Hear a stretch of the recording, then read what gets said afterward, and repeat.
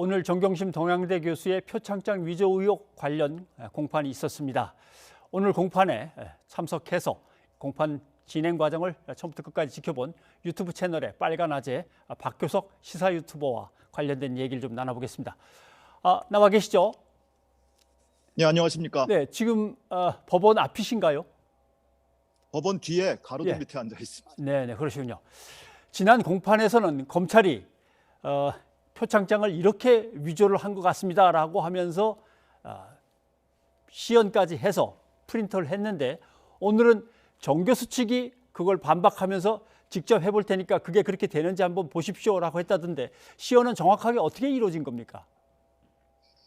오늘 변호인 측이 한 시연은 결정적인 부분은 검찰이 증거물로 제출한 파일 가운데 완성본 파일, 최종 파일이라고 하는 PDF 파일을 상장 양식에 출력을 한 거였습니다. 네. 그런데 이렇게 출력을 해서 보면 이 상장 양식 중에 맨 위에 중앙에 있는 동양대 로고, 그리고 하단에 있는 이 은박 압인과 상장에 인쇄돼서 나온 글자가 겹쳐서 나옵니다. 네. 그래서 이건 무슨 의미냐면 검찰이 제출한 증거물 중에 PDF 파일을 완성본이라고 했는데 실제로 그 파일은 이 표창장을 만드는 데 사용된 파일이 아니다라는 것을 증명하기 위한 작업이었습니다. 그리고 그 밖에 이 표창장을 위조하는 단계에서 사용이 됐다고 하는 이 상장 서식 파일, 이 서식 파일이 검찰이 시연 때 제시했던 것과 달리 표가 편집되기 이전 것과 검찰의 시연 과정에서 제시했던 것을 보면 상당 부분 많이 편집을 해야 되고 셀을 삭제하고 이런 과정이 있어야 한다라는 것들을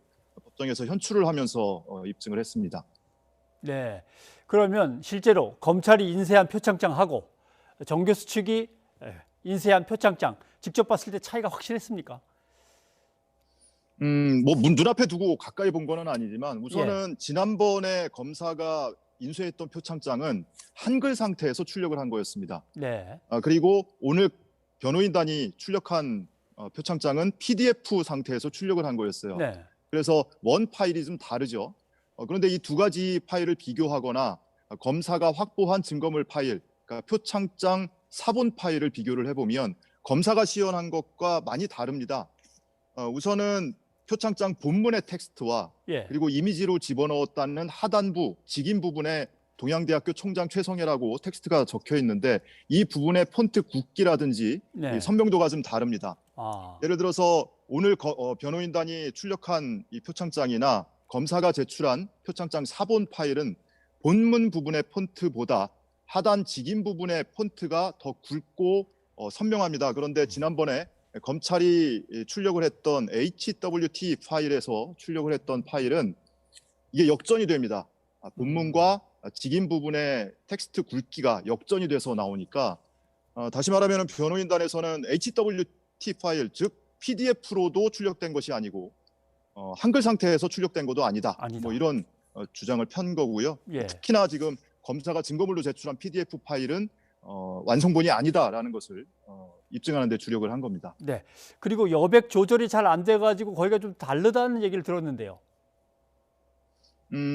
이미 검사가 시연을 할 때 상장 양식 파일에서는 뭐 여백 조정을 해서 인쇄가 가능하다라고 주장을 한 바가 있습니다. 그런데 오늘 변호인단이 주장하는 과정에서는 그동안 검사가 주장해왔던 PDF 파일 상태에서 출력을 하면 PDF는 여백 조정이 안 되기 때문에 그 기능이 없기 때문에 방금 말씀드린 것처럼 압인 또는 로고와 겹쳐 나온다 이런 주장을 했던 거고요. 다만 이제 검사는 PDF 프로 기능을 쓰면 버전을 쓰면 여백 조정 기능이 있다라고 주장을 했는데 변호인단에서는 최근 1, 2년새에 출시된 유료 버전에서는 가능할지 모르겠으나 과거 그 시점의 PDF 파일에서 여백 조정하는 것은 불가능한 것으로 알고 있다 이렇게 반박을 하기도 했습니다. 알겠습니다.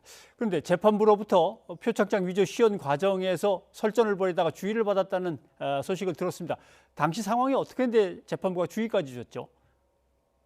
방금 리포트에서도 들으셨겠지만 검사가 주의를 받은 거예요. 뭐 변호인단이 검사 맞느냐라는 이야기를 나중에 뒷부분에서 하기는 했는데 그 시점에서 주의가 나온 건 아니고 변호인단이 서증 조사를 하고 주장을 한 이후에 검사가 반박을 하면서 문해력이 좀 떨어지는 것 아니냐, 기억력이 좀 떨어지는 것 아니냐 이렇게 변호인을 인신공격을 했습니다. 그 발언이 나온 배경은 검사가 서중조사 과정에서 검찰이 제출했던 대검 포렌식 분석관이 작성한 포렌식 분석 보고서를 보면서 이 분석 보고서의 내용 중 상당 부분이 허위의 내용이 포함되어 있다.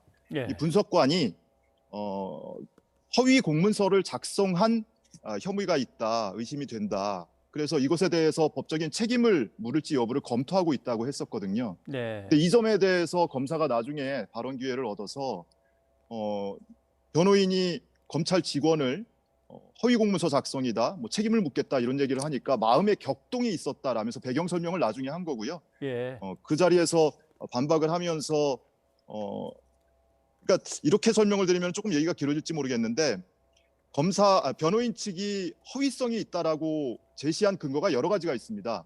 그 중에 한 가지만 말씀드리면 키스트에서 발급받은 인턴 확인서가 있는데 네. 그 인턴 확인서 스캔하기 3일 전에 그 컴퓨터에 이 복합기가 설치됐다라고 포렌식 분석 보고서에 적시가 되어 있거든요. 네.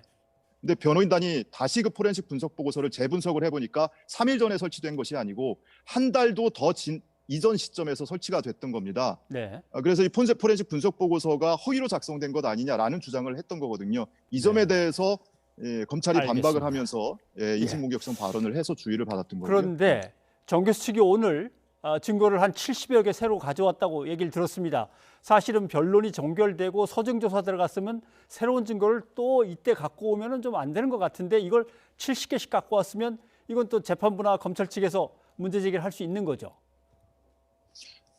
변호인단에서 그동안 검찰 측이 수시로 제출했던 다량의 증거물에 대해서 문제 제기를 한 적이 있습니다. 그런데 변호인단의 주장은 검찰은 기소 단계에서 확보한 증거물을 쪼개기로 제출한 것이고 예. 우리는 공판이 진행되는 과정에서 탄핵 증거물을 수집하고 또 동양대 관계자를 만나서 확인서를 제출받고 했던 것을 모아서 내는 것뿐이다. 다만 재판이 워낙 매주 긴박하게 진행이 되니까 정리를 하는데 좀 시간이 필요했을 뿐이다라고 해명을 하기는 했습니다.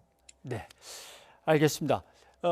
다음 달 5일이 결심 공판이고 아마 소식을 듣기로는 재판부가 그거보다 일주일 뒤까지 필요한 서류들이 있으면 잠깐 다 제출하라라고 했으니까 한번 다음 달 5일 결심 공판을 일단 한번 기다려 보고 그 다음 선고 공판으로 다시 소식을 들어야 될 것 같습니다. 예, 오늘 소식 고맙습니다. 네, 고맙습니다.